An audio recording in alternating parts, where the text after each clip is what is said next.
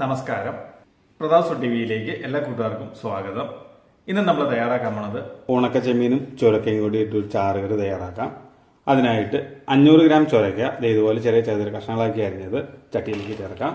അതോടൊപ്പം തന്നെ ഒരു കൈപ്പിടി അളവ് ഉണക്ക ചെമ്മീൻ കഴുകി വറുത്ത് അതിൻ്റെ വാലും തലയൊക്കെ നുള്ളിയെടുത്താണ് അതുകൂടി ചേർക്കാം. 2 പച്ചമുളക് രണ്ടായി കീറിയത്, ഒരൽപ്പം കറിവേപ്പില, 1/2 ടീസ്പൂൺ മഞ്ഞൾപ്പൊടി, 1.5 ടീസ്പൂൺ മുളക് പൊടി, ആവശ്യത്തിന് കല്ലുപ്പ്. ഇനി ഇത് വേവാൻ ആവശ്യമായ വെള്ളം.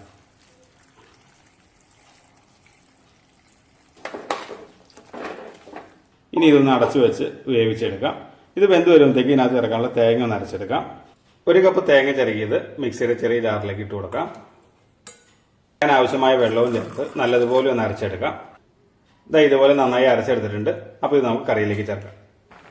അപ്പോൾ നമ്മൾ അടുപ്പത്ത് ചുരക്കൊക്കെ നല്ലതുപോലെ വെന്ത് വന്നിട്ടുണ്ട് കേട്ടോ. ഇതുണ്ടോ.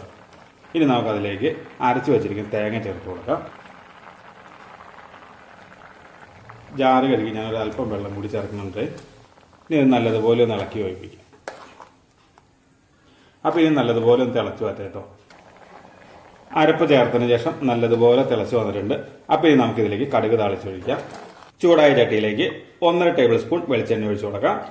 1/2 ടീസ്പൂൺ കടുക്, 3 ചെറുള്ളി വട്ടത്തിലരിഞ്ഞത്, 2 പച്ചമുളക്, ഒരൽപ്പം കറിവേപ്പില. ഇത് നല്ലതുപോലെ ഒന്ന് മൂപ്പിച്ചെടുക്കാം. ഉള്ളി മുളകൊക്കെ നല്ലതുപോലെ മൂത്ത് വന്നിട്ടുണ്ട്. തീ ഓഫ് ചെയ്യാം. ഇനി നമുക്കിത് കറിയിലേക്ക് ചേർക്കാം.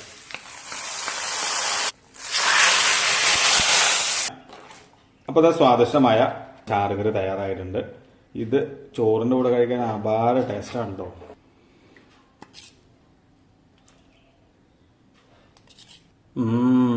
അടിപൊളി, സൂപ്പർ, എന്താ രുചി.